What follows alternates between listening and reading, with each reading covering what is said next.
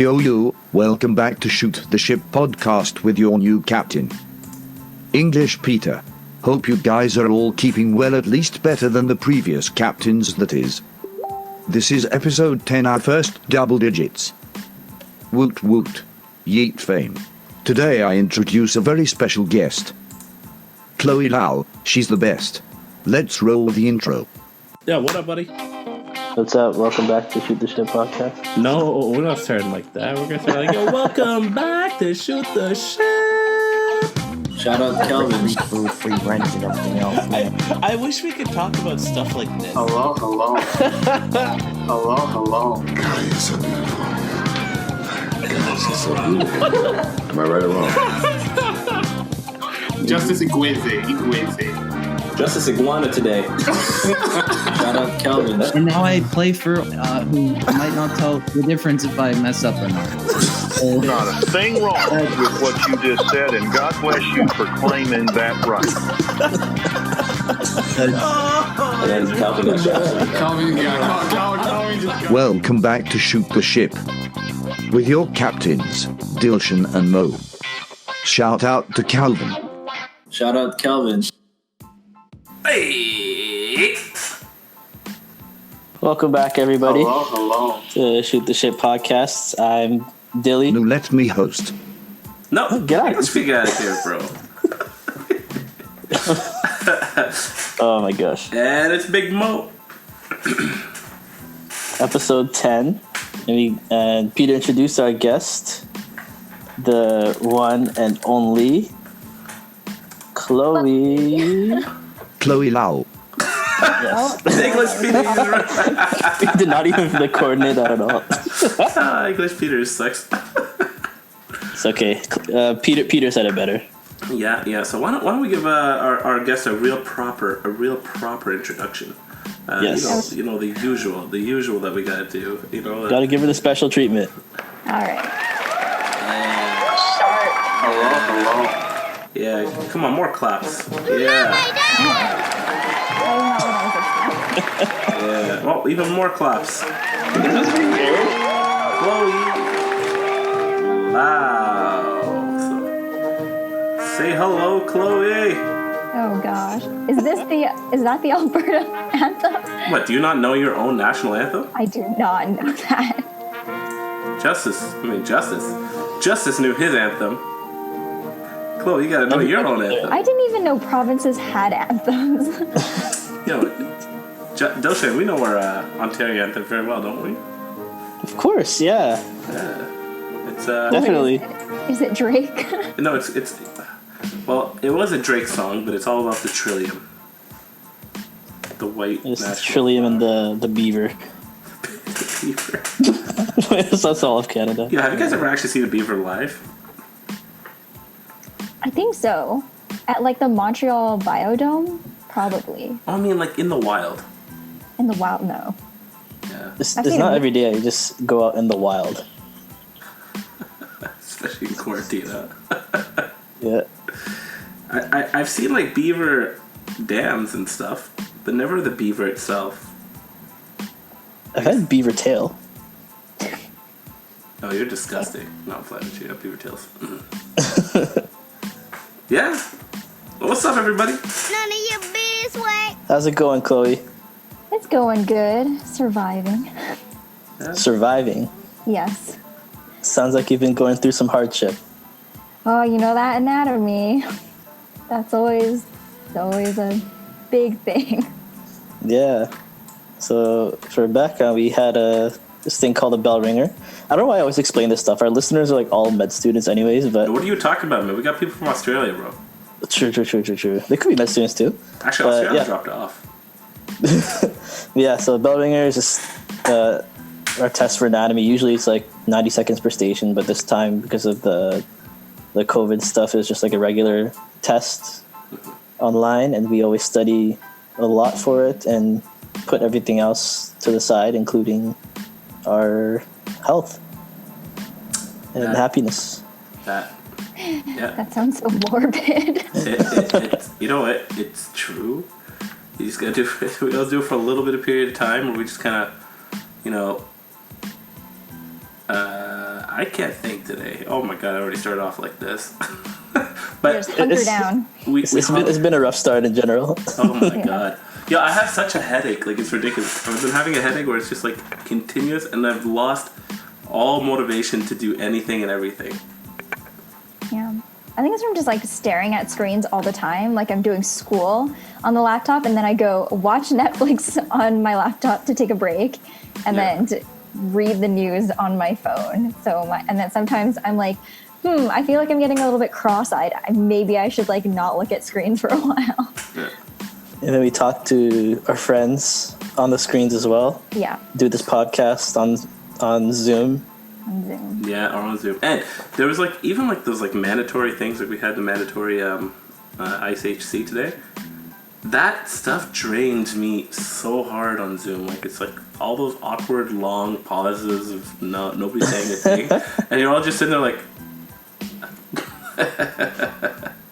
I try to talk to fill the silence sometimes, because not fill the silence, but like if no one's saying anything, like when the tutor just asked the question, I try to just say something to get my piece across, and then open the floor up, I guess.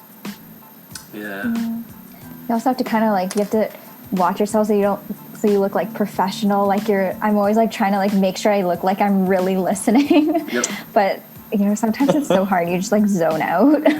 Yep. Sometimes like it just like popping in my head. Like I hear a thing and someone says right, and I go like. Yeah, the classic head nod. Tilted slightly to the right. Yeah. You gotta use the eyebrows too. Yeah. You have to like be like, very interested. Sometimes I'll like leaning closer to the screen, just to be like, I'm focusing in on what you're saying right now. Yeah. That's what I do to the ExamSoft proctor too. When I'm trying to understand the question, I get real close to the camera.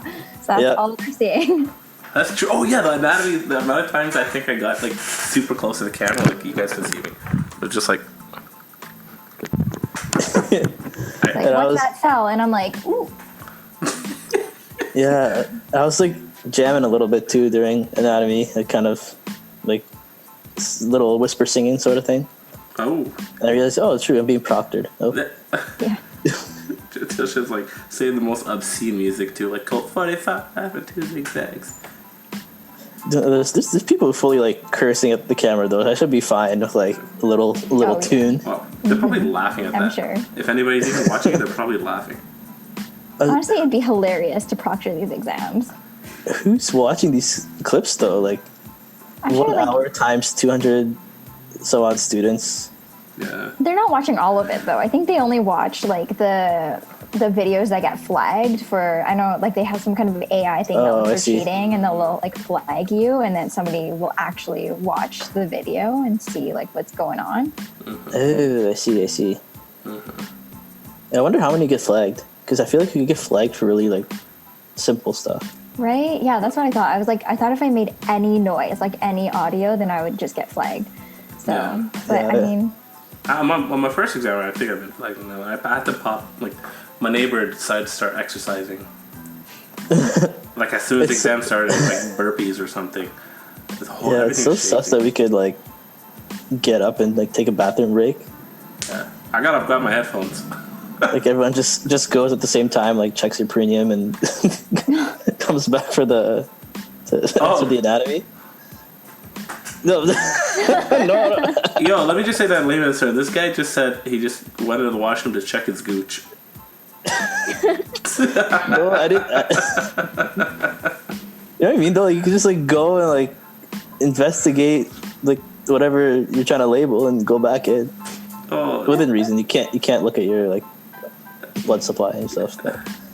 All right. I'm going to let you self-incriminate. I was gonna stop right there. Chloe, we're clean. Our VPN right there. Oh my god! I need to get some education after that. So, actually, for you guys that don't know Chloe, Chloe is one of our friends back at med school. Let's not say names. We've been saying names already. I know, we would say it forever. But yeah, she's one of our friends at med school. She is great. She's fantastic. She's just super cute. She's a bundle of like, I just want to pinch her cheeks all the time. Look at her smiling. One of those people you always feel like, oh, I'm so happy to see you. Like genuinely happy. Like a warm, happy presence. Yeah. Not like English Peter, who was just annoying. English Peter, like, how are you gonna just come on the show and like steal the spotlight like I don't that? know, man. English Peter's garbage. English Peter. Why is he just like we know you're English already, dude? Why did he name himself English Peter?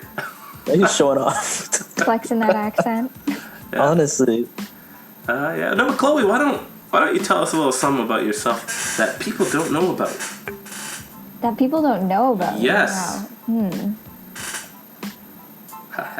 Well, I think, my go-to one, the one that I use like every time we're in like a new small group session at school, and they're like, everyone say like your name, where you're from, and like one unique thing about yourself. I always have a go-to one ever since university, is because like I played Quidditch for all 4 years of my undergrad, and I feel like not many people do that, so that's maybe my one thing. Word. Yeah. Saying she went to Hogwarts, eh? Yeah. Oh. How do you actually play Quidditch? Because like, I never read Harry Potter, never watched Harry Potter, but the one thing I know is they fly on broomsticks. Yes. So we do this great thing where we run with broomsticks in between our legs. It's so great, and nobody ever gets hurt at all. It sounds so painful. I've never tackled someone and snapped a broomstick in half. No. Oh my Not God. what I'm saying at all. Wow. Yeah, we're seeing a different side already. The aggressive. I'm scared Aggressive of Chloe. Chloe. I'm scared of Chloe. Oh gosh. Oh no. We're not bringing any broomsticks around you.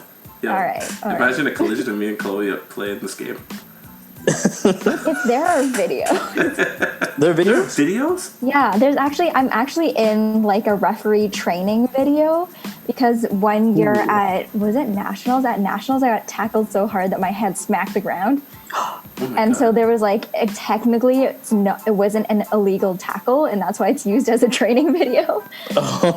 Wait, Yeah. you can tackle, like you can legitimately tackle like as part of the sport? It's full contact, yeah, full contact co-ed, yeah. Full contact co-ed with brooms. Yes. It's a disaster. This is No insanity. one's ever gotten like a groin injury ever from running with the broom and tackling other people. What about like splinters or like from the wood? I don't know. So like we used to have the real wooden broomsticks, like the kind of replicas from the movie, and those are real wood. I think you could get splinters. We stopped using them because they would snap, and then you would have like, we call them our shank brooms, like they would have a really sharp end. Oh my God. That would be really dangerous. So a lot more people have like transitioned to using PVC pipes and stuff with like caps on the end, but when the caps come off, they're kind of also like a little stabby too. So it's a whole thing. Yeah. So I'm very curious now. Can you walk us through like your injuries that you've accrued over your Quidditch days? Oh gosh. All right. Let's see. I mean, like the first year I didn't get injured too much because I was like an alternate for our like B team. So I didn't even get to play that much. I was just like watching, and I was like, go team.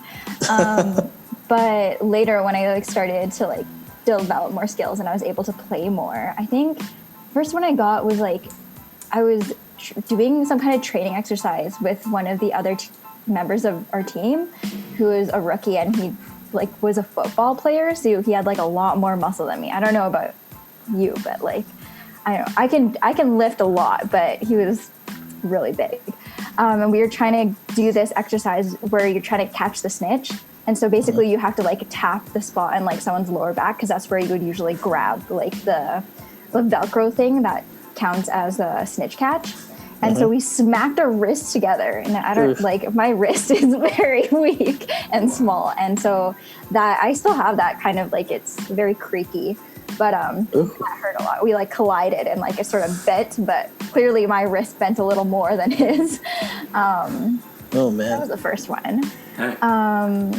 Yeah. Then in my third year, I got a concussion in the first practice of the year. So that wasn't like super great for the rookies' confidence when they saw me go down and have to go to the hospital. And oh wait, no. Before that was actually the one I got, like when I got smacked at nationals, when I got tackled at nationals, and that was like a mini concussion maybe, and then I got a real one, and then I had to sit out for like most of the year, and then when I went back in, someone on another team, I won't say which university, but they threw a ball at me. It's a bludger. It's like what you use to stop players from being in the play. And they threw it at my head from like a meter away. Oh so my gosh. that also, I don't think I got like a full on like concussion from that, but like it definitely wrung the old brain around a little bit. Wait, like they just whip it at you, like yeah, just like indiscriminate, like they just want to hurt you, like what's going on? No, it was like to stop me from like playing defense, but like it was, I would say, a little unnecessary to hit me from like that hard from like 1 meter away. Like you could just do a little like boop.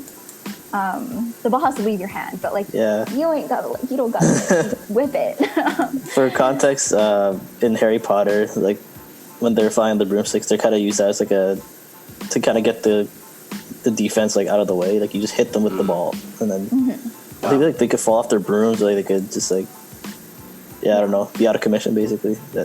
Yeah, like that's how I guess it works in like the Harry Potter universe. But like for us, the reason we do that, like if you get hit with a bludger, you have to run back to your own set of hoops. So like you're running back, so you're kind of taken out of the play when you're on offense.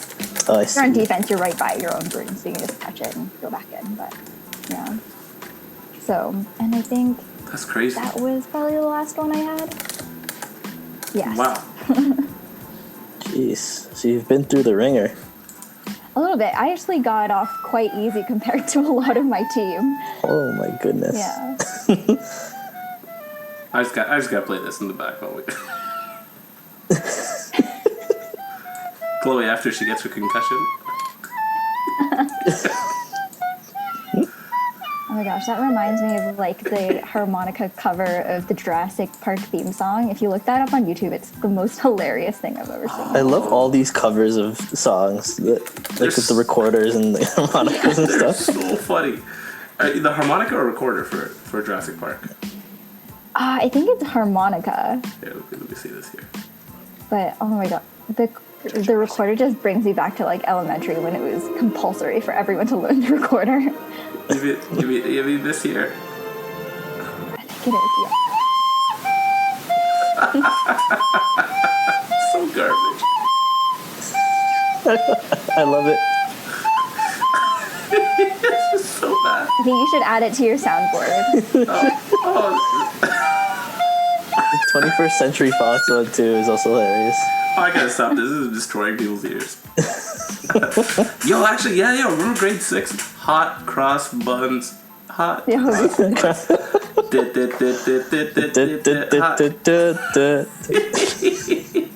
So garbage. I remember learning like My Heart Will Go On. Like I was really into it for some reason. My Heart Will Go On recorder, and I'd play it, and my dog would sing. Aw. What? You really did go to Hogwarts. Who the hell? This is singing dog? Yo. Well, like howl. Like to the tune? Yeah. Oh. Well, wow. not to the like just randomly. Oh, I see. Yo, I'm gonna show you guys a live rendition or a rendition of recorded Chloe's recorder with My Heart Will Go On. Why don't we give it a shot? Oh wow, Chloe. Let me skip.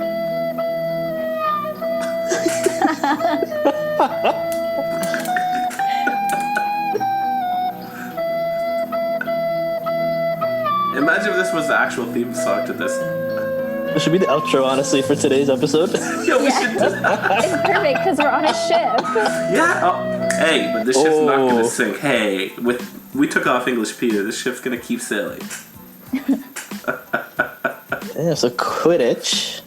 You got injured a few times, but you're still doing okay. Got into med school, so the brain can't be that damaged. Fingers crossed. You'll find out down the road, Chloe. You'll find out down the road. Are you having any signs of forgetfulness today? Oh, gosh. Yeah. Me on any exam ever. I'm just like, I'm sorry. Oh, Nope. Chloe, there you go. That's already sign number 1. So I'm curious. So Chloe's one of my first friends that I made in med. One of the best ones, I'd say. Aw. And I've said one of. I'm playing. And I'm curious, what your perspective was, how you met both of us and first impressions and stuff. Interesting. Well, Dilshan, I met Dilshan first. I'm pretty sure I met Mo through Dilshan. Mm-hmm. And Dilshan, we met the day of, what was it? What's it called? Orientation Olympics or something, where we're making those signs for each academy. And I totally come late and got lost because I thought, that Hart House circle was the same as the King's College circle because they're both circles. And I was literally walking around in circles till I got there. And then I was just talking to random people, I think. And then basically everyone I had met in O week up to that point, everyone would socialize and quickly move on and socialize with another person and try and get to know everyone. But we weren't sharing contact information, so I couldn't find anyone after. And so after we talked for a while, we should go in for some another orientation thing. The bank stuff. Yeah, the bank stuff. And you were like, oh yeah, we need to exchange numbers or Facebook or something. And I was like, yes, you're the first one who's been responsible enough to be yeah, let's make sure we can find each other later. So that's how we met, and then we just kept in touch. And Dilshan was very sweet, and he always texted me to make sure I was home okay, or be oh, are you going to this event? So it was really nice, just actually talk to people, that, and then keep in touch from a week, because a lot of the time I would just talk to someone, we'd have a really good conversation for 5 minutes, and then we'd be oh, okay, we're in different groups, bye. Yeah, but and then I met Mo. I'm pretty sure the first time we met properly was at Dilshan's birthday. Yeah. Yeah, and then you were there with a couple other friends. You guys were gonna go to the Maddie because it was OMSW, and then you joined our board games because you're super into it. Yeah, exactly. Yeah. It was gonna be the birthday and then head off, but then we ended up doing the board games there. But I also knew you from the CN Tower because you were tearing up the dance floor. Yeah, buddy. That's my mission, to be everybody's first impression via dancing. Yeah. Yep. Or sweating. Hello. That's just for you. I don't think so. Oh, he saved it just for you, Dilshan. Yeah, exactly. Dilshan, I saved the most intimate secret there for you. That's not much of a secret, dude. Not at all. I lay it all to bear, okay? But I want to know what your first impression of me was. I think we have the same. The fame. Woo, that's so hard to say. Woo! Yeah, you're a piece of shit. All right, let me tell you. Okay, the first same. Have some of the same injuries I do. God, this is hard to say. Yeah. The first same thought. Yo, I'm gonna fail so hard in clerkship with this. I bet you me and Dilshan had the same first thought, and it's probably 2 words. Iridocyclitis. I know what you're getting at. Yeah, you want to say it? Yep. Black lipstick. Black lipstick. Yep. So yeah, I have very similar memories, Chloe. So before I went up to you, I was kind of making my rounds around, people making the banners, and I knew Mo already, so I was yo, what's up? And he was kind of with this Fitz people, and then I was trying to introduce myself here and there to people, and it was always oh, hey, how's it going? I'm Dilshan. Oh, I'm so and so. Which academy? And it kind of fizzled out. I'm all right, next person. And then rinse and repeat, and then I got to Chloe, and I'm oh, black lipstick, that's cool. And then said hi, and then you're the person who actually talked for more than 2 minutes. Everyone else, it was very small talk, but I think we had an actual conversation, and I think I don't know if you told me that day or another day, but about your med school, like existential crisis. Oh, I think it was the same day. Maybe I overshare now that I'm reflecting on it. Hold up. Why don't you overshare with me and everyone else listening here? What is this existential crisis? Oh, gosh. All right.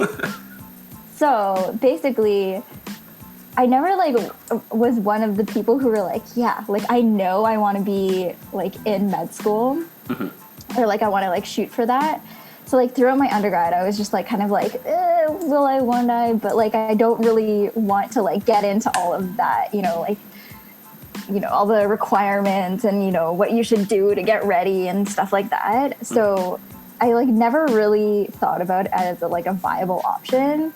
And, third year, I kind of, played around with it. And I was like, okay, maybe, I was, kind of panicking a little bit because it was third year. And I was like, okay, I'll look into it. And then I opened up all these, documents that they have for, what to do to get in, what do you need, requirements, what do each school look for, how to be successful, and, how many people get in, and, immediately closed all those tabs and was like, no, absolutely not. What did you feel like? And then, did it feel overwhelming or something? What was that? What made you want to close it? Oh, no. I was like, that's too much. Because I don't, no one in my family really is, a physician. At that point, when I was in undergrad, this is, really, I don't know. Now that I'm in med school, then I'm like, maybe I should have gone to the doctor a little more, but I hadn't been to the doctor in about, 6 years. Yeah. And so I was like, I don't know, what do doctors do? And then, so I was just like, this is no bueno. No, thank you. I cannot do this. And then so I just put that away. And then fourth year, I was graduating, and I was like, oh, maybe I should figure out what to do with my life after I graduate. And I was having an existential crisis about what I should do with my life. And I was like, oh no, I've done nothing, and I have to find a career. What do I do? What do I do with a neuroscience background? And then I looked into med again because I was like, oh man, this kind of really does align with all my interests and what I like to do, and what I could see as something I could do for a long time. And then I was like, okay, I'm gonna do it. And I signed up for the MCAT, and I was like, what, okay, so a month a month is good to study for that, right? What even is this test? I don't know how long it is or anything. And then I panic booked an MCAT date, so about a month away, a month and a half away. And I was like, all right, so now that we've booked it, and there wasn't a lot of availability at that point. So I just went with what I could get in Canada, or I think I was planning to write it in BC because I was moving there. And then I started being okay, now we have to find out what this test is. And went online and discovered that you need more than a month to study for it, maybe. Especially since I was quite specialized and not so great with some of that basic stuff, more general basic stuff that's tested on the MCAT, especially physics.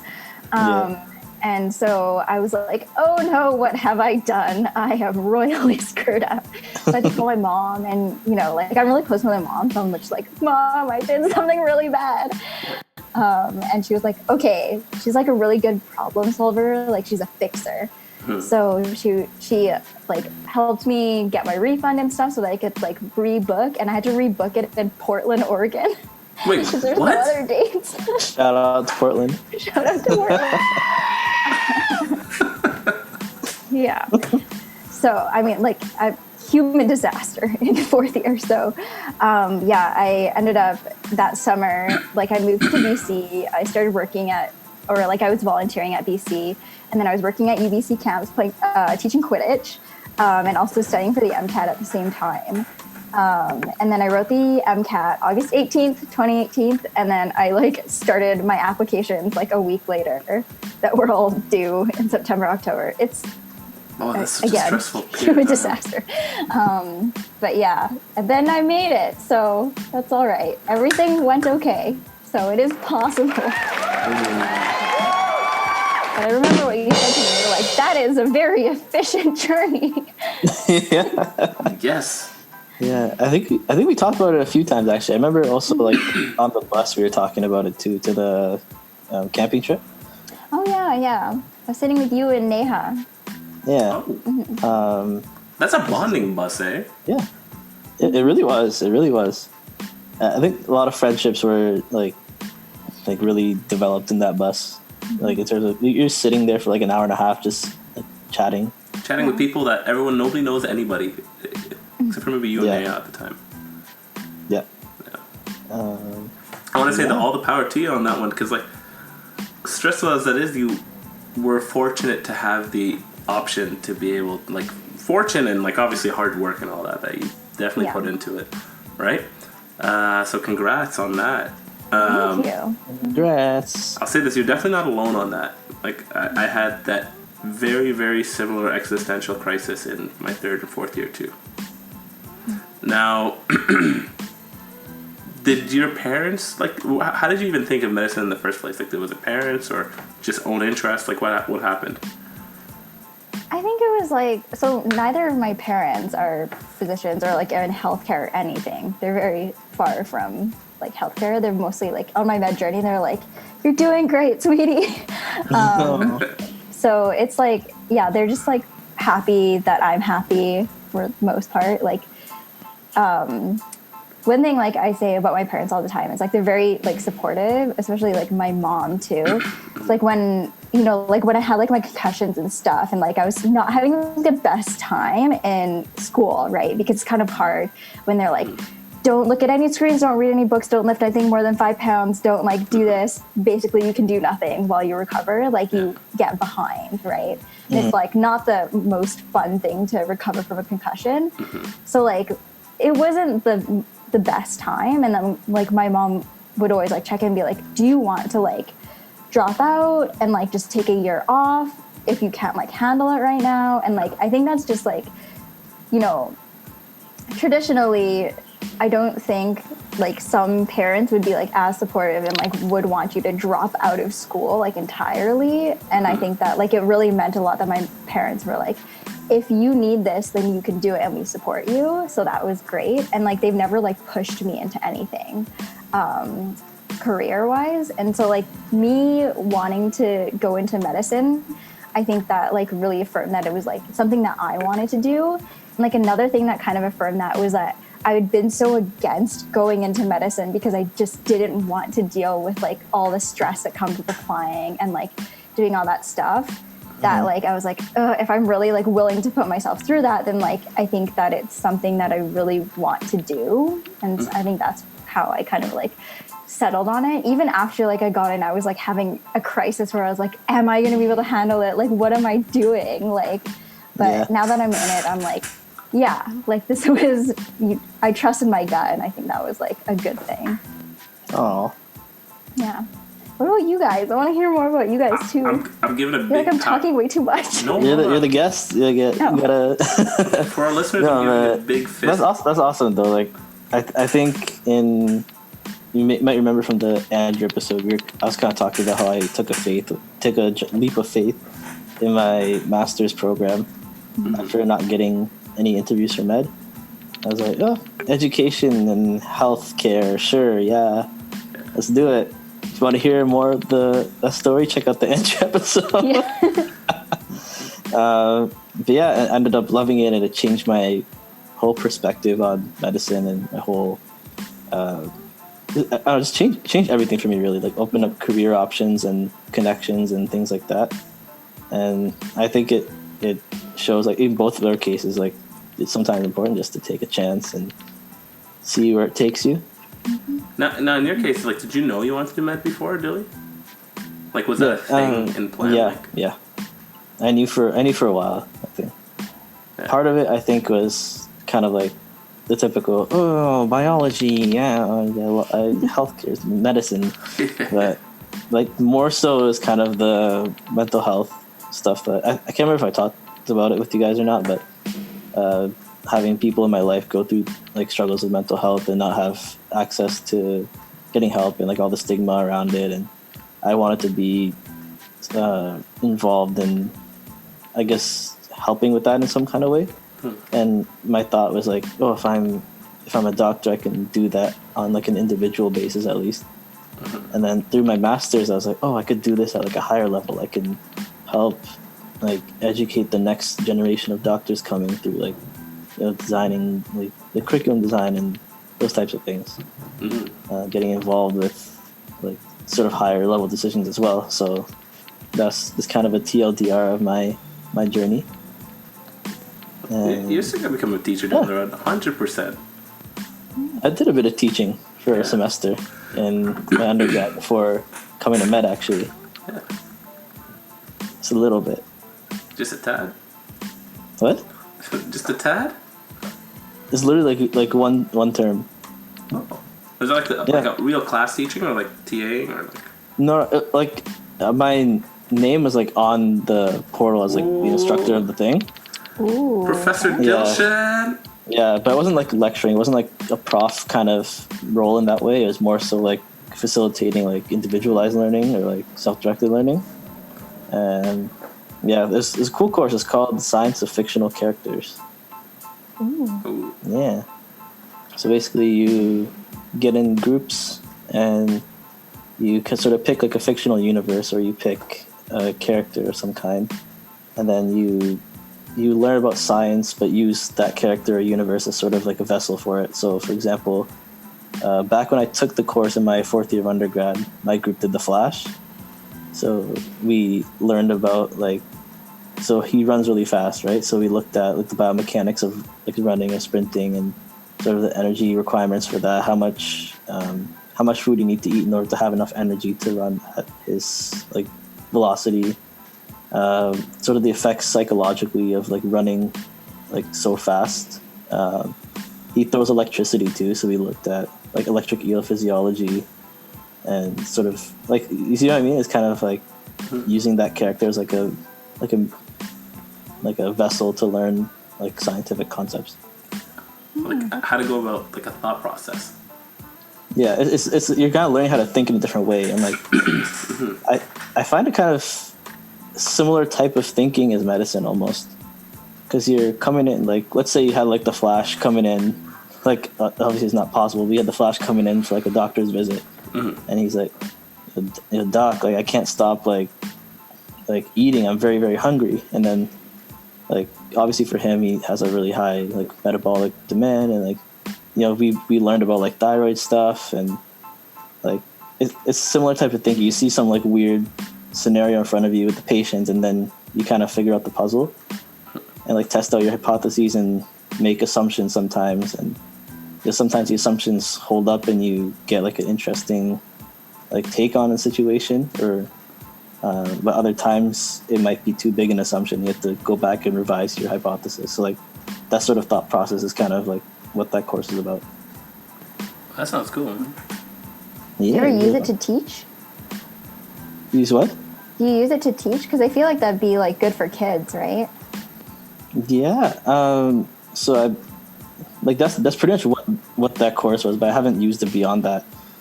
But like I was sort of facilitating that course. So my role as an instructor in that case was to sort of ask questions and like mark things and give them feedback on their like hypotheses and assumptions and things, and then they go back and revise and like go through literature and come up with new things. And by the end of the term, they had like this really in-depth multidisciplinary analysis of a character universe, and we did a little poster day, and it was really cool. Like some of the projects we had, Monsters Inc., kind of looking at the production of energy and like the different monsters in the universe. Clifford the Big Red Dog was there. Hey. That one was really interesting. Full Metal Alchemist. Oh, that'd be cool. Yes. Yeah, Anime. that's actually Wait, Kevin's project. Like our Kevin. Oh my god! Of He course. was in my class. Yeah. Wait, really? And he did Full Metal Alchemist? Yeah, him and his group. Yo. Shout out to Kevin. Shout out to Kevin from student to classmate. Shout out to Kevin. Shout out to Calvin. Shout out to Calvin. Wait. How was it? Can you talk about that? Talk about what? Are you breaching teacher-student confidentiality? Yeah, I'm not like sharing like marks and shit, but like the projects are really interesting. Like I don't know, it was cool. Like they all had like written. There's one thing was like a group like written report, or there's a final poster. There was a debate. So we had the prompt this year, or not? I guess last year was about like applying for research funding, basically, because like usually it's like a battle royale type situation, but if you have like Clifford versus like Full Metal, like it's just not fair. And then I think Clifford could kick ass. Yeah, exactly. Yeah. And then when I took it was like Harry Potter and stuff. So like, oh, just like take your wands away. Like the argument started becoming like less about the like scientific stuff. So so this year there was like a research prompt for funding, and then it was really interesting to kind of sell their characters in a different way, and yeah, it was cool. It's a cool way to learn. Kevin out for not doing his on Pokemon. Yes, I do want to say. I think he did. There's also individual components, so he might have done an infographic on a Pokemon, but I can't remember exactly. I do really want to say, if you haven't seen Full Metal Alchemist, go watch it. Brotherhood, really enjoyed it. Amazing series. Okay, so I tried. No. So how? Okay, I watched the first episode. Okay. Mm-hmm. I'm not trying. I probably won't spoil anything for anyone because it's just the first episode. But like, I couldn't understand what was happening. I thought I like missed like a whole series, and I was like, I don't like why is so much stuff happening at once? And it seems like half of the series already happened, and I missed it.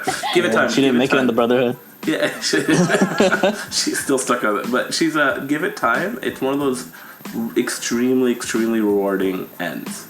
It's one of the saddest yet funniest yet like whimsical, if that's the right word, like shows I've watched. Really well constructed, really, really, really thought out. It's very good. Okay. Highly recommended. I will try it. Yeah. So question. So whenever I hear like a show, you got to give it a couple episodes, you got to give it a season or two, and like it gets really good. Like, where do you draw the line between like, okay, I'm gonna wait it out versus like, nah, F this. Like, it's too much of a delayed gratification. You know what? Game of Thrones, like the entire first season I hated. Like I was so bored, but I had nothing else to do, so I just kept watching up until there's a point in the episode in the season that just brings up a lot of questions, and then that hooked me from then on in. So in that case, there's like 9 episodes. Okay. Oh god. Yeah, those are long episodes. They were long. They're movies, right? Yeah. From what I hear. Yeah. I thought it was gonna be like an obvious show, like, oh yeah, he's just gonna do this and that, and then everything turned on its heels. So usually like at least 5 episodes for me. To give it a chance, like give it a chance. Unless like it's so boring that I'm passing out. Yes, fair enough. I'm trying to think, like what series. So I hear that from people a lot. I'm like, how do I know when to like actually like if it's like actually worth the investment to wait this long? Like, to like the wait time versus the payout, or like, you know what I mean? No, absolutely. Like here's another show, Parks and Recreation. You guys ever watched? I love Parks. I heard it's amazing. Right, it's so good. But that entire first season, I was always on the verge of quitting. Really? Yeah, it was, the first season, I felt like the show just didn't know what it was doing. It was just trying like to be like The Office, but it wasn't. But then I have to rewatch, honestly. But like I feel like I'm biased because I've watched it more than like a couple times, and like rewatching the first season, like obviously you already love the characters, so you're not gonna like find it as boring. Yeah, that's true. That's the thing. It's exactly that. Once you know the characters and you know their motivations or like what they are, it becomes you start to become part of it. So. And I think The Office really mastered character development.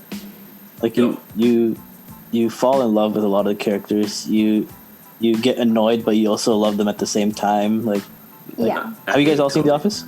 Hated Toby. Hated it and never fell in love with him. That guy sucks. No. Toby actually sucks. Yeah, Toby's you're like a really good example of a real world Toby. The guy sucks. Oh my god. Rude. No, I'm playing. Oh man. You guys all watch Office, you said, yeah. Yeah, I don't. I felt that way about the show. Like it's so ordinary, but then like that because it's ordinary, you have to like really invest in the characters. Yeah, I think what somebody said about The Office, like, is you have to like be able to find humor in very ordinary, mundane situations, and that's like what you have to like be able to do that in order to find The Office really funny. I think. Yeah, it's hit or miss for sure. Yeah. It's like you gotta get to know the people too. Yeah. And it's all about There's some episodes though that are just. I don't know if you'll get this right. Scott's Tots. Yeah, Scott's Tots. Some episodes are so cringe that I just sit there like, oh, Scott's Tots was horrible. Which one? Scott's Tots. There was one episode where Mike made a promise to a school that everyone that like passes school. Oh, yeah. Shout out to whoever knows the Scott's Tots reference. Oh gosh. Scott's Tots was I got horrible. into it because my dad was a big fan, but I haven't been watching it like I used to watch it like over every now and then, but I don't really. Yeah, I'm not a big rewatcher of shows. Like every like once in a blue moon, I'll do it. But generally, like I don't know, I don't usually like sit down on Netflix like, all right, I'm gonna go rewatch the show. Really? Yeah, I think The Office is Brooklyn Nine-Nine, I could do it though. Yeah. I'm sure I could do it in general. I never have like the urge to do it. The Office was one of the shows that I could like actually rewatch, and I don't know why. It just never got old. Like rewatching it just did not get old. It was still funny. I can see that 100%. But there are definitely some shows you can't rewatch at all. There are some shows, and these are massively done shows, that if you rewatch, you're rewatching a whole, like once you've seen the end, now you're watching again from the beginning, knowing certain things. Yeah. It becomes a whole different show. I don't know if you guys Attack on Titan. Yeah. No. Oh my god. Attack on Titan. I'm so ahead on the manga that like You are okay. Don't spoil it. that like yeah. I'm rewatching from the beginning, and I'm like, oh my god. I hear that shows too, like especially the like Game of Thrones, like fantasy type of shows. Like Sahana would tell me too how she like after she watched an episode, she'll like go on Reddit and like read like analyses of the episodes. Yes. And she like finds a lot of fun in that. And, like for me, like I would enjoy that too. Just, I feel like I don't have the time right now to like Fair enough. Yeah. invest that much into a show. You know? Yeah. I want to though. Maybe the summer actually. Yeah. Yeah, we should. Everyone, send us a link. Your favorite shows to Dilshan at Shoot the Ship. Yeah. DM us. And Dilshan will start watching all of them. I will look through the list and consider watching one of them.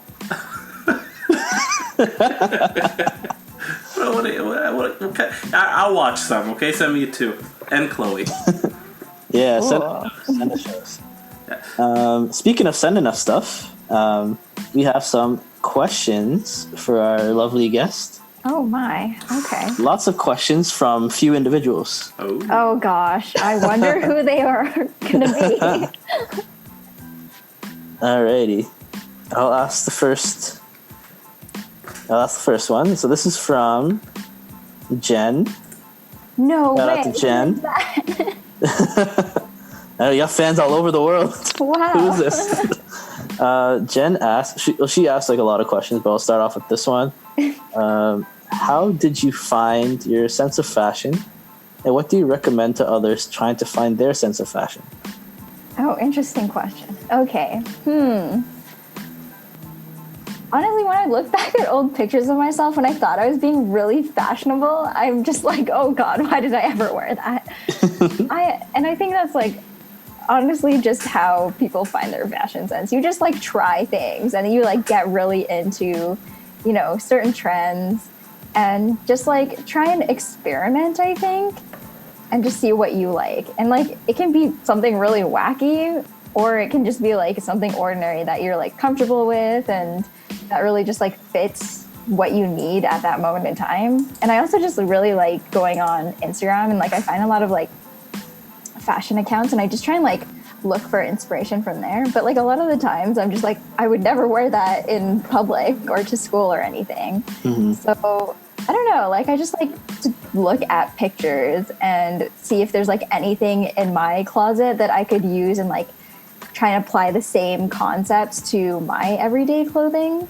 But yeah, I would say like I never really got a fashion sense from anywhere. I just like took inspiration from around me. And just like, sometimes I honestly just look at my closet and I'm like, those two things are hanging beside each other and I'm going to wear them at the same time and see if this works out. But yeah, I think also a good place to start is just like vintage stores or like thrift shops. I often find like really like interesting pieces there, and then you just like try and build things around them. Like if you have like a really bizarre piece that you just found that's like really unique, and then you can just wear like a bunch of simple things with it so that you just like have all the attention on the one piece, and that honestly in itself is like pretty good. Yeah. Oh, awesome. So, yeah. I'm honestly not a fashion expert at all though. Like I know like many friends who like have way more fashion expertise. I'm very simple. I'm just like, these two things would look interesting together and I'm going to try and wear them. Yeah, she's downplaying it though, because Chloe has one of the most unique fashion senses that I've seen. Tell us your interview outfit. What was my interview outfit?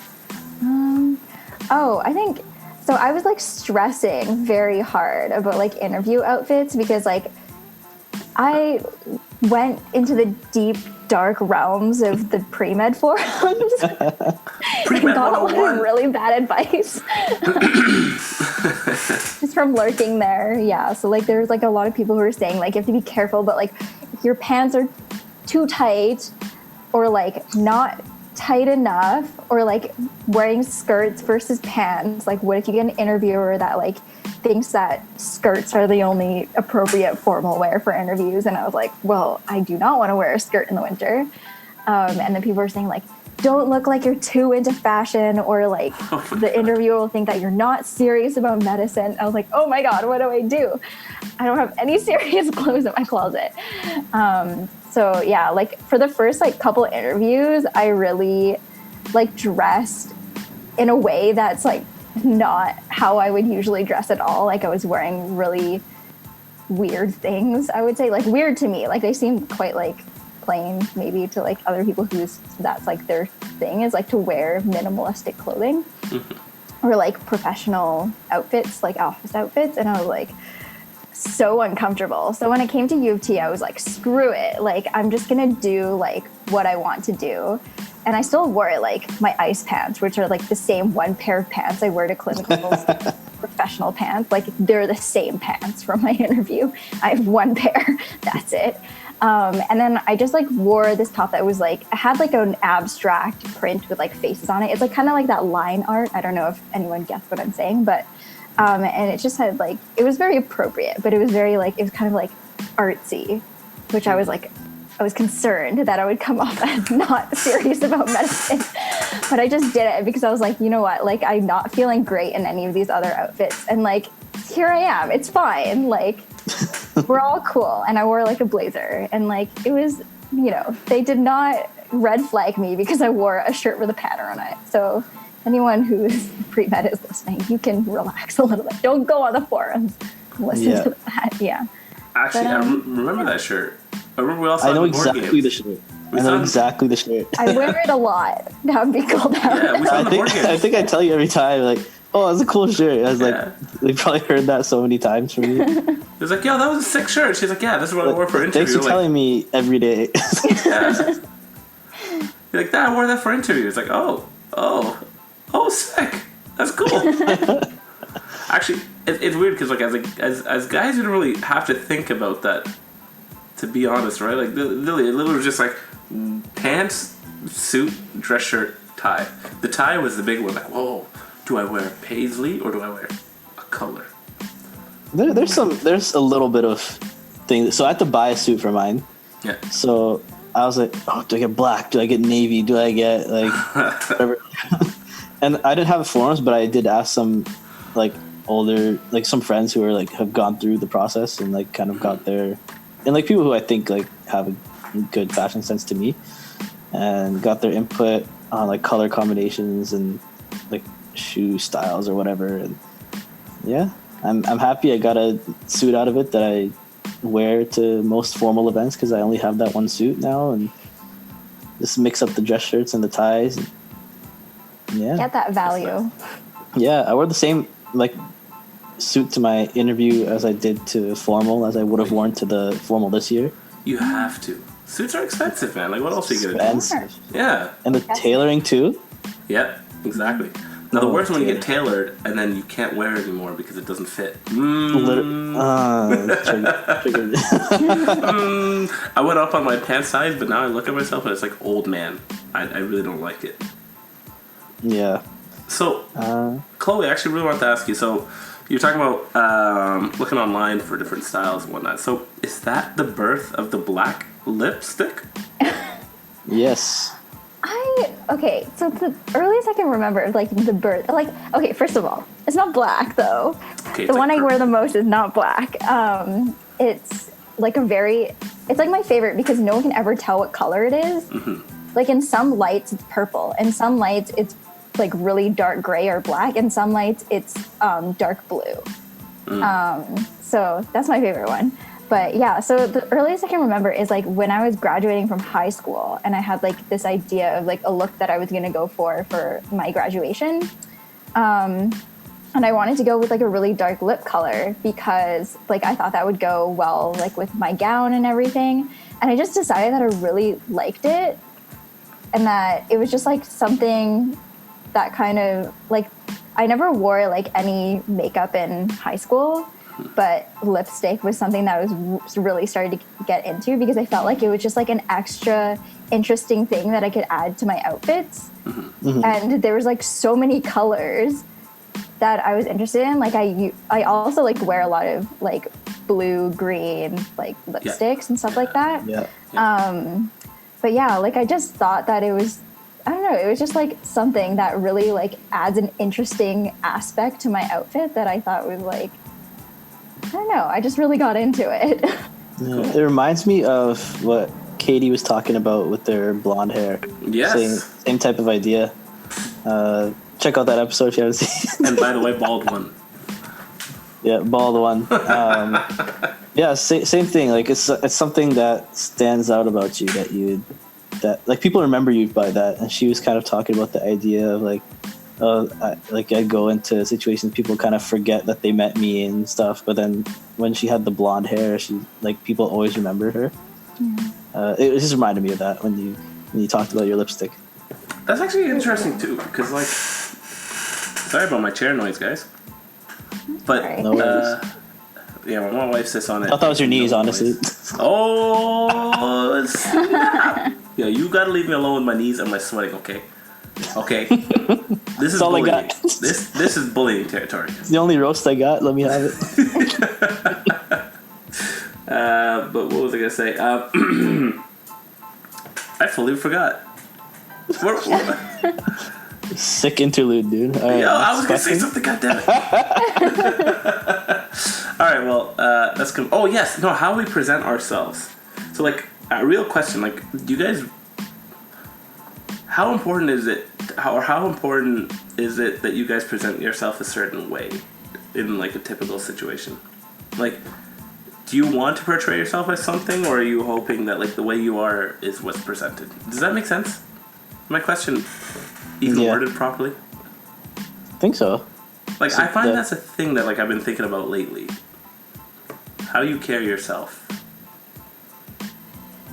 Yeah, I think if you asked me like when I was younger, I would have really cared a lot about how if I want people to see me in a certain way. Mm-hmm.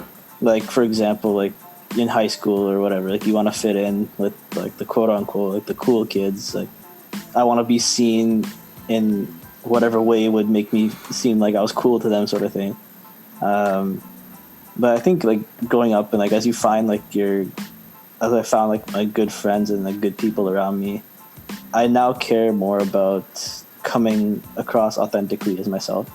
Mm-hmm. That's not to say that like I never put up like a different version of myself depending on the situation. Like you act different with your parents than you do with your friends and you do with your partner. True. But I try to be myself as much as I can. And I want to come across that way. Yeah. Yeah, same. I think for me, like right now, the struggle is like, I think you guys have talked about this before, but like being a med student and like also being like, for me, like I felt like very much that I hid about like 80% of my wardrobe this year, because I was like, I have like different columns in my drawers where I'm like med school appropriate, and like the other 80% is like the rest of my clothes. Yeah. But yeah, like, so kind of in that line, like I'm trying to be like authentic as myself, but I don't know how that like meshes well with like a professional identity, because like for me, like I know like during O week and stuff, like I was like, oh yeah, like I can wear like all the makeup that I want. Like I wore like the lipsticks that I usually wear, but like during school, like I think someone did notice that they were like, oh, you're like not wearing your lipstick anymore, because I was like, I don't know if it's appropriate, like can I wear this like in front of my professors, in front of my tutors and stuff. Yeah. So that was like, that's kind of a thing I struggle with, because that's not like the way I do want to present myself, is like, because it's like that's the look that I like, that I go for, and I feel like is most like authentically me. But like I'm also like, but that's not how like a med student behaves, because I don't think that I really associate like what I feel is myself as like what a good med student looks like, which I'm trying to work on. Yeah. I feel like I said that to you at some point with the lipstick. I think a couple people have, yeah. They're like, I can't recognize you anymore. And I was like, cool. It's interesting though. It kind of calls into question like, what does it mean to be professional, and like sort of like the role conflict that we all experience being med students, and like how far can you push the envelope of like looking like quote unquote professional. And this is budget. Portfolio. Yeah, budget. No, fudge it. Listen. This is, we're in what, pre-clerkship? Who's looking at you to say, or if you're being professional or not professional? Live your life. Yeah, I at your support. discretion. No, but like you know what I mean. Like we're people. We're humans, and what you're doing is not like offensive to anybody in any way. You're just living what you're wearing, right? Yeah. Now, do you wear that to the workplace? That's another story, right? But like, yeah, just walking around, going to class, going to campus, or whatever. Yeah. Right? I will unleash the rest of my makeup collection on everyone when school finally starts again. Yes. Yeah. Hopefully we're all together. Yes. Yeah. Fingers crossed. Yeah, like we already thought like you had like a really cool, unique style, and you're saying that you hid like 80% of your wardrobe. So I'm really curious, like what is like the 100% of Chloe? Oh gosh. You know? Yeah, not the 20 that we see. Yeah. Yeah, all my ice clothes. I wear like honestly the same like 10 things to school. Makes it easy on laundry. So awesome. We got more questions from Jen. Yeah. So English Peter, which I'm gonna give you a chance to, English Peter. You're not gonna steal this ship anymore. English Peter wants to ask you this question. All right. From Jen. What workouts do you do to stay fit? Why does he talk so fast? English Peter, come on. So what workouts I do to stay fit? Yeah, with all that Quidditch? Yes. You're just saying you were knocking people my size. Well, I used to do Quidditch, but now all I do is lift food to my mouth. Ooh. Same. Yeah, I don't really work out, and every single block we do calls me out for it. So the one workout that I do is I watch Jen's workout on Wednesdays, usually, her Dragon Boat workouts, and I lie on my bed and I watch them, and I encourage her, but I heckle Thomas. Y'all should check it out. Instagram. Yeah. Yes. Shout out to Jen for running those workouts. And I also will publicly acknowledge the fact that I promised Jen that I will go work out with her after COVID. So here you go. Public proof. Shout out to empty promises. Oh, God. Next. and Dilshan, didn't you promise me you're going to start something to do with me? That is not correct. Ooh. Did I promise? I have a gym in my building, though. You promised me I didn't say those words. Shout out to Pledge Empty Promises. on this podcast. Yo, Shout make out. a pledge, yes. Oh gosh. Next question. Great transition. Oh, man. This one is from. That's not to the question. There's always a delay on that one. This one is also from Jen, Oh, wow. and she asks, "What is your spirit animal?" Oh gosh. I don't know. I feel like my answer to all animal questions is always dogs. I have a dog. Yeah. Yeah. I feel like, well, like my dogs who just lie on the couch all day with me and watch TV. I'm gonna change up the question a little bit here. Since we've been talking about Harry Potter and Quidditch. Oh. What animal do you think your Patronus would be? I think Wait. What's a Patronus? It's a spell that protects you from Dementors, which are like these like soul sucking evil things. Dope. Each person has their own like animal that appears when you do the spell. yeah, it's like a unique animal. Yeah. So what do you think yours would be? I don't know. Like, I feel like, okay, I'll still go with dogs, but I'll be more specific. Because if it's going to be a Patronus, it has to protect me from, like, Dementors. I guess, like, on one hand, like, symbolically, that's why I would want my Patronus to be a dog. Because that'd be, like, a very easy, like, happy memory to conjure. And, like, if you think of Dementors as, like, the symbol for, mental health and, like, sadness and, like, protecting you from, like, that, right? It would be dogs for me, I think. It would be, like, a very important animal for that.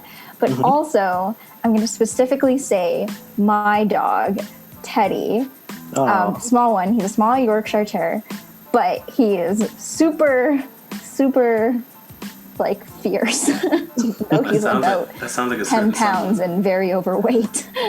Oh, that does not sound like a certain someone anymore. Oh. But yeah, he would definitely do some fierce barking at Dementors. So he'd make a great Patronus. Awesome. Oh, man. What about you, Mo? What's your spirit animal / Patronus? Well, what would you guys give me? Like, what do you think? Because according to the encyclopedia of... All right, I don't know. Oh, yeah. I don't know why I'm thinking this. Like, there's no grounds for it at all. But I thought of platypus. Are you? You're just rude today. You're just rude. What? Like you took the nastiest animal. Why is it nasty? It's just an amalgamation of different parts, man. Have you seen a baby platypus? Have you seen a grown platypus? You ain't grown. What about Perry the platypus? I'm overgrown. Phineas and Ferb. Yeah, Perry the platypus. Yeah, you call me He's Perry. like also a secret agent. You see me being a secret agent? Well, you are really good at lying when we play board games. You're so you good are. at lying. Okay.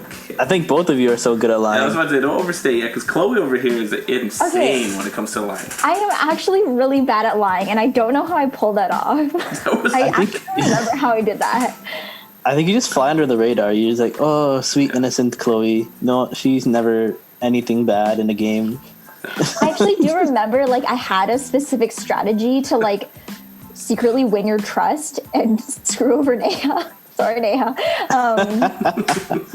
But yeah, I'm actually honestly really bad at lying in real life. Yo, I felt so bad because everyone is like, yo, she's so guilty right now.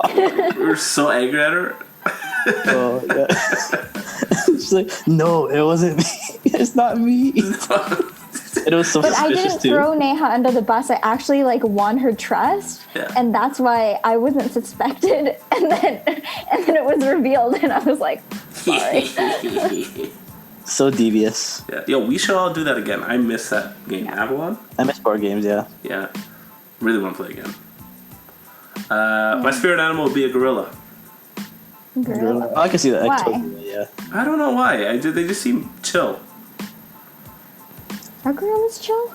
I could see you like being a gorilla, you know, like just chilling, and then like when push comes to shove, you'll like get fierce. Yeah, move around, but for the most part, just literally sitting there for hours on end, staring at grass. Just chilling there. Gorillas don't do anything for like hours. They just like twiddling your thumbs and shit. They live such a good life. They just sit there staring at grass, picking each other's like butts, and they're just like, Especially if you're a silverback, dude. Like you're the top of the pack there. Oh man, if you can have silverback just genetics, man, the muscle on those things are insane. Are they fast though? Like, can you move fast? They're pretty. Girls are pretty fast. I They're think like fast.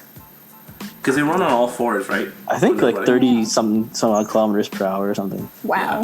Yeah. And I think they're too heavy to effectively climb trees, but they're pretty maneuverable. Yeah. Yeah. What about you, Dilshan? Yeah. Spirit animal? Yeah. 100% Or walrus. He's a walrus. Patronus. So I'm thinking of an animal that will protect me. But also that you can that comes from like happy memories. Because that's how you cast a spell. Yeah. So I'm allergic to I'm allergic to animal den, so I'm allergic to like dogs, cats, like anything furry, really. But really, yeah, I don't know. When I was a kid, though, I was really fascinated with like learning about animals and like the different like little characteristics about them that like let them do what they do.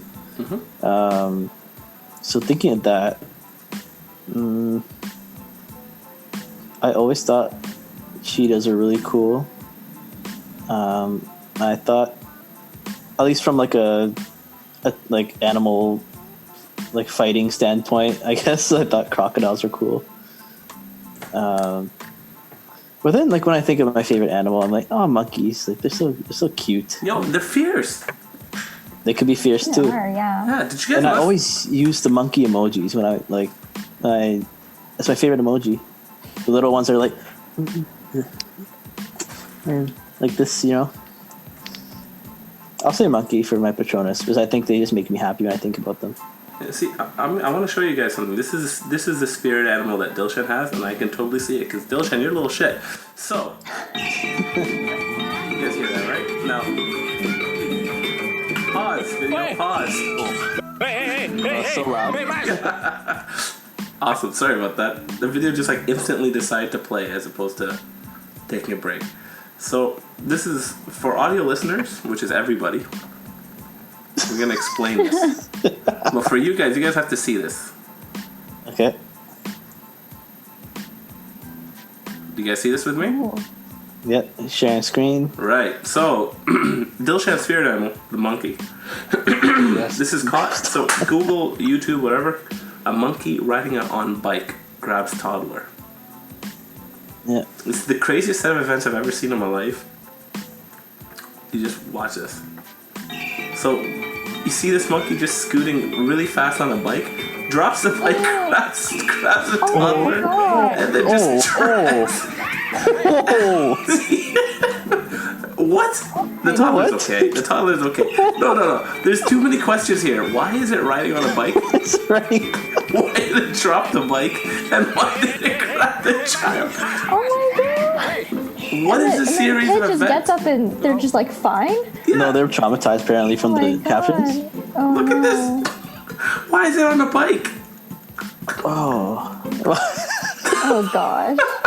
It's like an e-bike or something too. It's even like a regular bicycle. It's a full-on it looks like a motorbike. What the hell?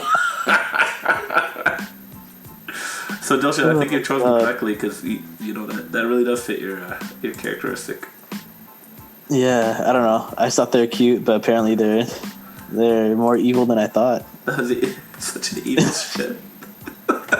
And why was that kid targeted in particular? I wonder. I don't know. Like, what was going through the monkey's mind? And the monkey jumped off the bike so cool. Like, it was like they were full speed and then jumped off the bike. The bike skidded along. Yeah, you have to watch that to our listeners out there. Maybe we'll link it in the description. Yeah, absolutely. Next question? Yeah, let's do it. So it's a whole lot of questions from Jen. Yeah. So- Shout out to Jen for asking questions. Yes. Thanks, Jen. So, you ask it. Yeah. So Chloe, Yes. what would you dress your kids up for in Has Halloween? Oh, my kids. How many kids, first of all? What? How many kids are we picturing here? Oh gosh, like max 2. That's Please. okay. I think. Sick. I don't know. I think would that be up to them? But like when they're like babies and stuff, like, and they like don't know anything. Or, Yeah, it's the best years because that's the year. or of babies. toddlers, or There's a lot of cute ones out there. I feel like you can also do ones with like the parent and the kid, and you like together become a costume. There's some like cool ones like that. But one of the cute ones is, you know how you can like make them into like a little sushi? Oh, sushi. They're just wearing like a white onesie or something, and you just like put like an orange salmon looking pillow on their back and just like strap it on with like a little seaweed. it's so That would cute. be cute. What else? Little sushi.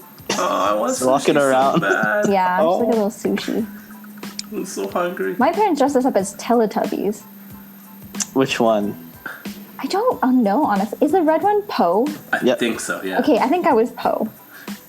Oh yeah, you had the picture. Oh Yeah, on my Can we Instagram. share that in our when we post this episode? It's so cute. Yeah, Yo, sure. the little television in the middle, put the Shoot the Ship podcast there.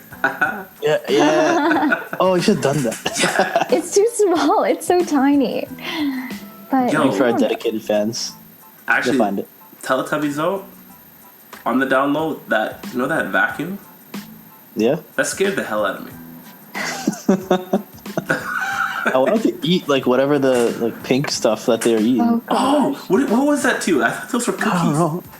I thought it was. It looks. I want to try it. People always put that picture, like that picture as like a troll next to that story about how like McNuggets are made out of, I don't know, like a grounded everything. And they always put that Teletubbies, like that pink stuff coming out like as the picture for that article Oh, as a Oh troll. man. oh. Yeah, I don't know what it was called or anything. No, I don't even know what the point of that. I think they used to eat it. The Teletubbies would eat it. That was like their food source. I don't even remember watching Teletubbies. I don't remember what the vacuum did though. Like, it was just eating the pink stuff, right? It was just Was it stealing it from the Teletubbies, or was it? No, I think like, the Teletubbies were just dropping them everywhere. I don't know. was the showman? Yo, you know who makes a lot of money? Who? Teletubbies? No, they probably made a lot of money. But speaking of like little kid stuff, like the people that write kids books, that is the Yeah. easiest money in the world. Shout out Robert Munch. Shout out, hey, he's from Guelph. That's my guy. He came by and he signed me a book. I think I read with him or something back in elementary. Like he came to our school. I might be thinking of a different author. I'm pretty sure it was Robert Munch. No, it's probably. Did he talk about like his past doing crack and all?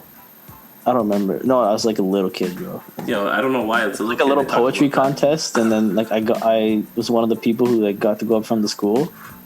Oh. I was so nervous. Like he had to come up there and like read it with me, sort of thing. Like be with me while I was reading That's it. so cute. That's Yeah, so cute. I don't remember. I thought it was Robert March this whole time, but I'm honestly not sure. It Oh. Well, he's from was like a Guelph. Valentine's Day poem, I think. Oh. Something like that. Aw. His always stories were romantic. The good. budding young poet Dilshan. Yeah. I could see him just shaking up there as a little kid, like. I was so shy for a long time. Oh. And now you have a Yeah. podcast where you just voice every single thought that you have. Not every single time. We're unedited sometimes. Yeah. More lately. Yeah. What were we talking about? Children's authors? Yeah, Robert March. No, we were talking about Good Halloween author. dressing up as kids. Oh, yes, we yes. dress yes. our kids up. Teletubbies. But Yes. I don't know, honestly. I'd probably like have to go online, and I'm not like the most creative with Halloween costumes, so I'd see what other parents are doing and just copy them.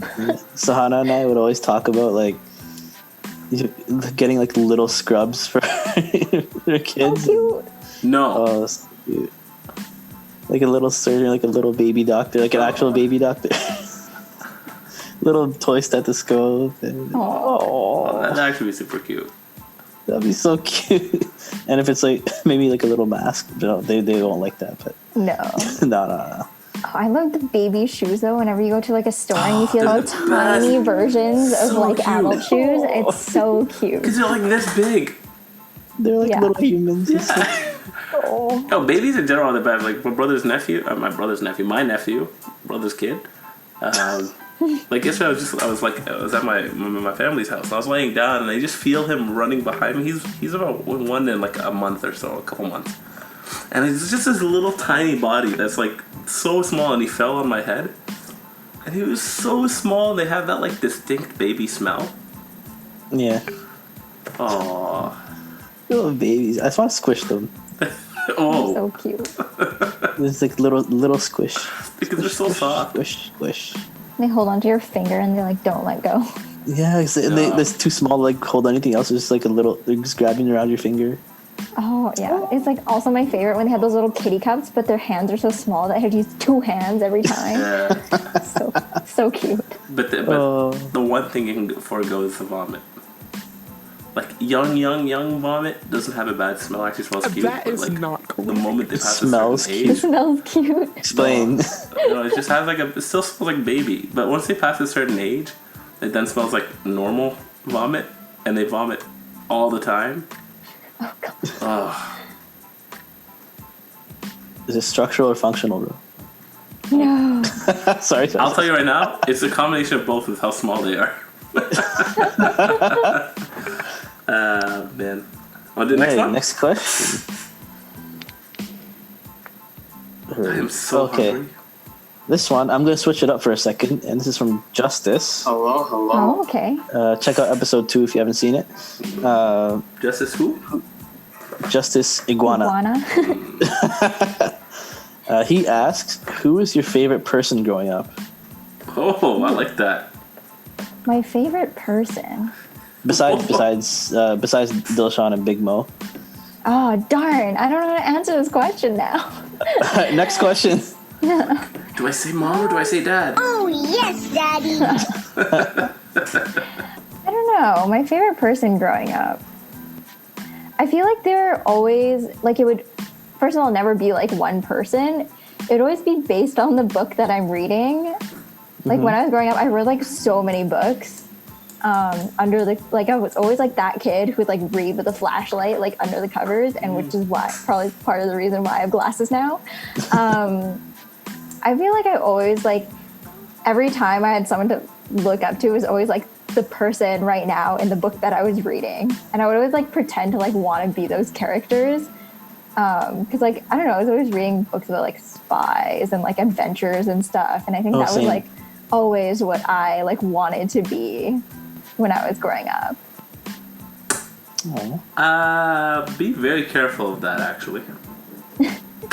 Because I had an interview for some place where I was asked to talk about a book that I've recently read. And it was a really important interview for me.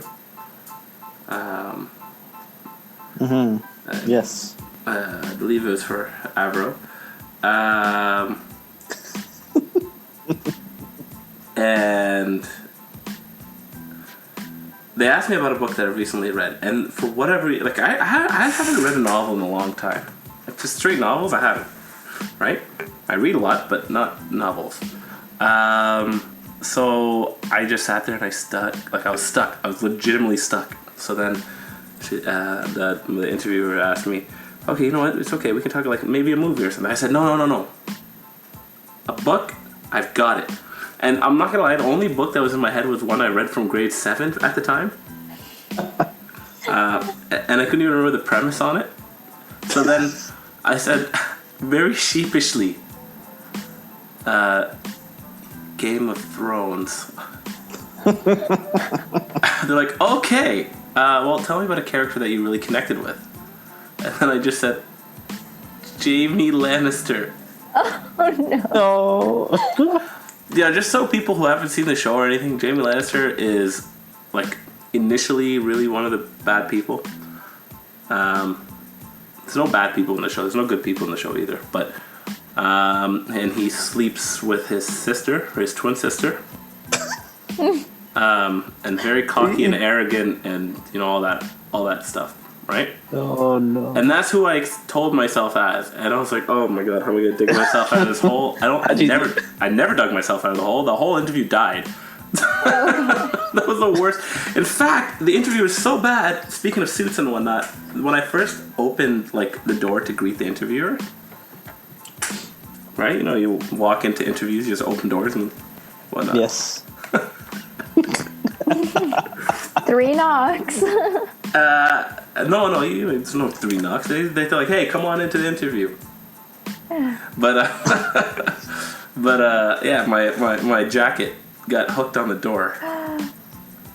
So I'll ask after. So I'm trying to reach out and say like a handshake, but my jacket literally stopped me. So my hand can't even reach the interviewer. I'm kind of like leaning over, like bending over. And so the interviewer looks at me, I look at her, and that was the first that was the start of the interview. And then I said, oh sorry, just give me a second. So I unhooked my jacket and like I'm gonna go. She's like, just sit down. I'm like, oh no. Oh no, that's just how it starts. So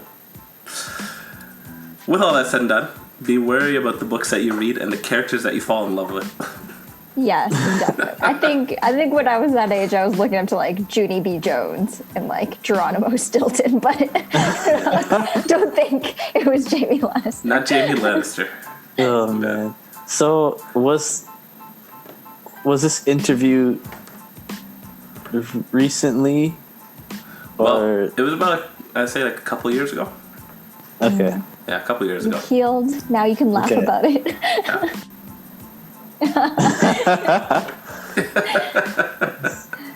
That didn't look like a sure face to me. Yeah. I think it's a common interview question though, because like I also had an interview with that question, and I was stressing because like I haven't read a book in so long. But, like I literally said to like pick and like grab like whatever book came to my head first, and then I ended up like swerving it and it was fine. But what book did you have? Because I had a grade 7 book. I can't talk about that. Yeah, I said When Breath Becomes Air. That's the last book I read, I think. Couple 1 or 2 years prior. I heard it's an amazing book, by the way. I really liked it. Some people don't, but I really liked it. Yeah. Are you guys reading anything? No. Reading bowel obstruction and oh gosh. That's like honestly is like all the reading I do like right now, because when I'm doing school, like I don't really want to read more about like serious things. Like for me, like when I was growing up, reading was always like the form of like escapism, and where I would like go off to like a magical faraway land and read about something like that. But like I want to get into reading more like adult texts like that are serious about like life and like things like that. But I feel like during like school I don't have the brain power to do that in my free time. Like I'll do it in like when I have more like time off, I think. But when I'm in school, like I like to read books. I usually like go back to like the same books I've read like forever. Like I just reread books that I've enjoyed in the past, because there's not really like surprises, and you can like pick up on things that you didn't pick up on before, and they're like the same old like familiar characters. I don't know. I like to also like rewatch a lot of things too. I'm like just that person. Rereading this, because that's like effort. Reading effort to reread the same twist. Like I don't know. Like I find that like books are usually designed for like. You reach the end of the chapter. What's going to happen in the next chapter? Yeah. Or it's like that's also my problem with reading during school. Is I am very like a one-track mind when I read, and like I need to like, because it's like, especially if I'm holding it in my hand, I need to be like finish it, like close the whole thing, like to be able to like be productive with something else. So if I start reading like something that I get really into, it's just like goodbye school. Yeah, I haven't read a book for leisure apart from like poetry in a long time, because I think we read so much for school, and just in general it's so much cognitive load that like after I'm done studying I just want to like like turn off the brain and like watch a show or like do something else, just not reading. Yeah. I do miss reading. Yeah. Yeah. And I like stimulating, but instead, like, exactly that. It's like I stimulate now through videos, more so. Like watching a YouTube series or a Netflix or something. Like, you're not necessarily turning off. You're just chilling. Yeah. Yeah. Reading is a real effort. The childhood books, I loved Hardy Boys and Magic Tree House was up there too. Do you guys read Magic Tree House? Wait, hold I on. remember it. Yeah. Was that the one where they go back in time and stuff like that? Yeah. And then there was like a series of books that they keep finding clues in the past that like had a Z or something like that. Some I of remember it. I don't remember too much, but like the Treehouse is like time travel sort of thing. Yeah. They just go to different like time periods and yeah, it was really cool. Do you guys remember that story with the rodents? They had like animals. It was like Lord of the Rings, but they were all animals. Like there's a Animorphs possum. or No, not Animorphs. Animorphs was cool No. too, but like Animorphs, you just get the book and just like flip the pages to see the thing change. But no, I mean, there was also a story too. there was, and some of them were good. Some of them were horrible. No, there was a book. There was a bunch of like there was a rodent, like a squirrel, a rat, but they're all like warriors. Oh, rodents. I can't recall it. Oh, I feel like I might know what this is if you see the title. Mm-hmm. But no, that was a book I used to love as a kid. Mm-hmm. I also loved Brishpaterbitya. Oh my gosh. I lied. Was that a good oh my gosh or a bad oh my gosh? Oh my god, it's so sad. So sad. Yeah, it was. I watched it on a plane once because I was like, I'm an adult now. I can handle it. I know what happens. And then by the time we were landing, I was like bawling my eyes out. I remember I had a book report like way back in elementary school with I did Brishpaterbitya. You basically have to make make a road sort of thing, and then like you know how there's like signs on the road.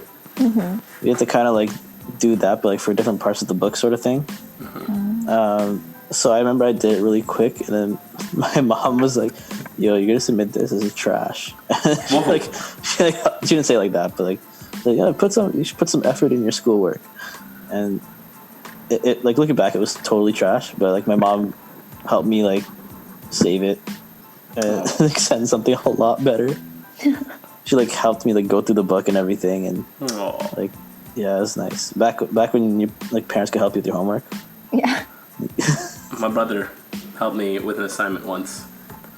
It was space. Oh, you got muted for a sec. Oh, can you hear me? Yeah. Yep. Yeah, it was to do with space, and he was helping me. So he said, "Hey, just go to the website and copy and paste."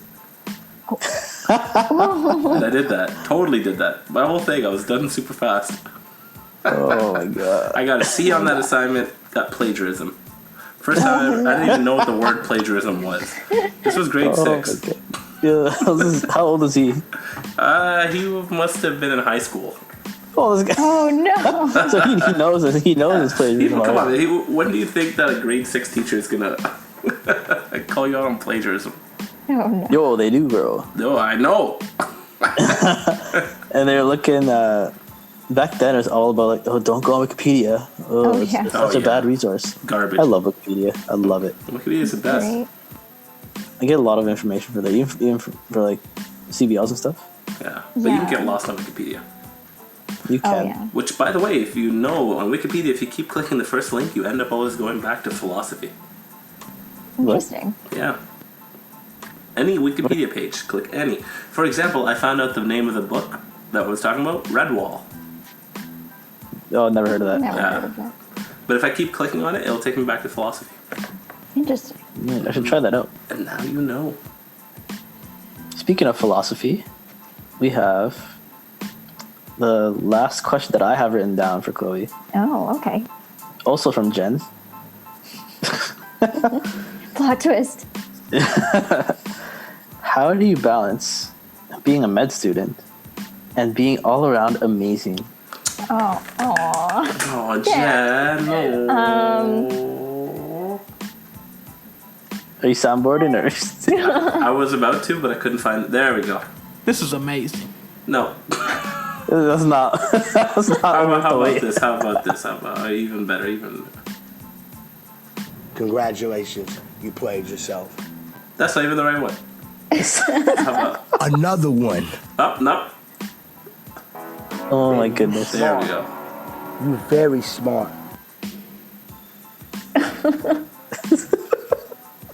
Fuck this shit, I'm out.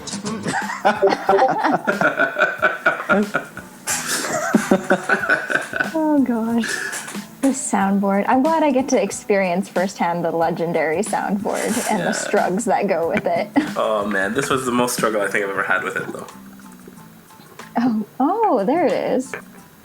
Do you color code the more commonly used ones?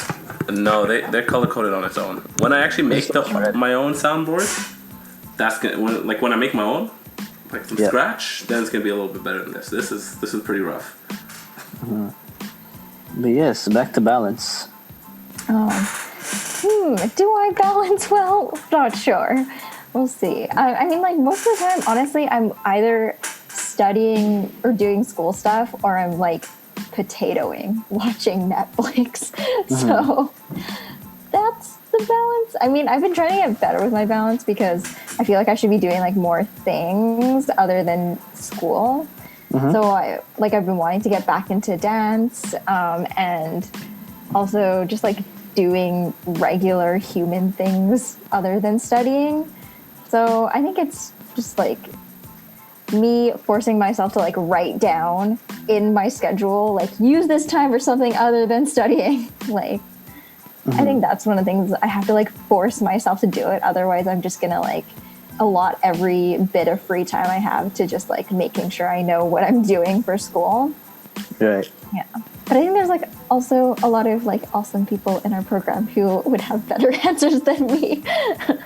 No. That's a good answer. That's like you're planning time for yourself. Yeah. Exactly. In a very busy schedule. Yeah. And it's your own experience. Like no one's experience is better than the other. Yeah, that's true. Yeah, I guess. And she's saying you're amazing, so. Yeah. Oh, thank you. Yeah. Jen is also very amazing. She's doing a lot of things. Also, she works out and has a lot of gains. Shout out to Jen. Shout out to Jen. Dosha, have you ever heard anything bad about Chloe? Like I've never. Apart from board games and how mischievous and all that, no, not at all. Oh man. Yo, everybody that's listening, you made this far. You're a ride or die. Love you. You should play board games with us. Yes. What's our word for today? How about Chloe? You come up with the word. Oh, I need to come up with a word. Okay. The word's gonna be unprecedented. Oh my god. If you can spell that word. LSTER. Yes. All right. If you made it this far, DM us at shoottheship on Instagram with the word unprecedented. Yes. Yo, it's actually funny when we forget the word. Yeah. And people like there's a lot of people that's just like meta. Like, Caleb one time said the monkey. The monkey was the word, right? I thought he was just lonely, like he wanted to go on Zoom or something. I was like, yeah, what does monkey have to do with anything? Like, I thought it's just like a monkey emoji. I was like, oh, I thought he's just trying to be cute. Shout out to Caleb, bro. Is this being aired? Oh man. But yeah. Are you gonna play the outro we agreed on? Wait. So repeat this, like that word you just said. Outro. Say that one more time. What? Outro. I heard outro. Yeah, she says outro. Isn't that how it's spelled? Well, it's exactly how it's spelled. Outro. Is it outro? Yeah. Outro. I don't know why that just sounds weird to me. What? Outro? It's like pizza. Outro? Like it's spelled like pizza, but we say pizza. Okay, what's another word that It's sounds never like? connected in my head that it would be pronounced like that. Hold up. Like, what do you pronounce? What about intro? Yeah. Intro, like, that makes sense. What? Because, like, I look at the word outro and then I automatically group O-U-T together as out. And, like, row is it's, like, a separate thing, so I just say them separately. Outro. Outro, yeah. It's like, you know how, like, I don't know, I'm not going to say, well, I don't know who, but like someone submitted that confession about like not knowing how to say renal corpuscle. Say it. No. No, you don't want to say it. But yeah, like, they're like, oh man, online MD Prom is going to like embarrass us when we're... How do you say it? Is it corpuscle or corpuscle? Corpuscle? I say corpuscle. I think it's corpuscle. Really? I say corpuscle. Okay, I don't know. One word that I have trouble is ethereal. I always say ethereal. Ethereal. I say ethereal. But I'm every now and then I'll say abdomen, like because I'm thinking abdominal. Yeah, you do. It's like when I'm reading really fast, I'll be abdomen. I'm like, oh shit. Yeah, you do. Justice says some words really funny sometimes too. Yeah. Here. Shout out to Justice. Hello. Ethereal. Ethereal. Oh. Ethereal. I say ethereal. Honestly, all these pronunciation like mistakes or weird things I always do in my speech always seem to come out when I'm like talking to a patient or an SP. They all come out at once. Ooh, do you have a story there? Oh no. I mean, I don't like remember like specific incidents, but I always know like whenever I'm starting out talking to like a patient or an SP or like something very important, there's always a train wreck at the beginning, and I always like seem to have to say like the string of words that I'm always the worst at saying. Train wreck or shipwreck? Shipwreck. And speaking of shipwrecks, I think we're gonna have to start rolling something in the background. Yes. Because we're reaching about an hour 40 in, and speaking of shipwrecks, do you hear this? Do you hear this? There we go.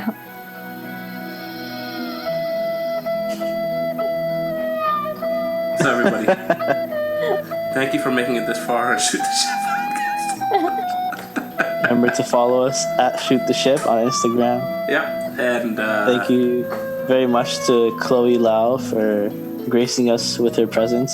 And thank you for inviting me. Yeah, and talking to us about your lipstick and your Quidditch and board games and everything else that we talked about.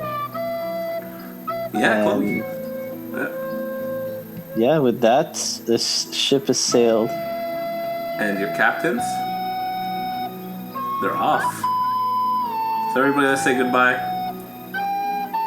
Bye, this Jack. Very random abrupt ending. There's no room on the door for you. Now let's roll the outro.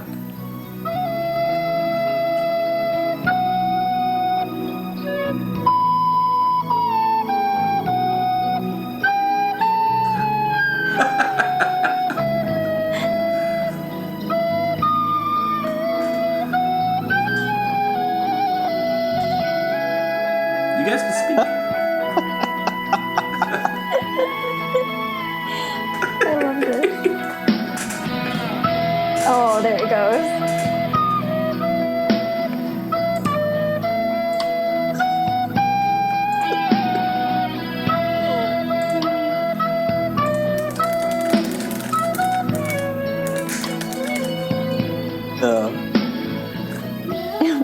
Oh, this is ended abruptly there? Let's just get into it. I also can't hear you. When was that ending? It just suddenly ended. Oh, there we go. Hey everybody, thanks for listening to Shoot the Ship Podcast with Chloe. That was an abrupt ending to an abrupt ending. Hope you all enjoy. I smiled, but I realized like they can't see my smile, so Yeah, I was like, what are we supposed to say?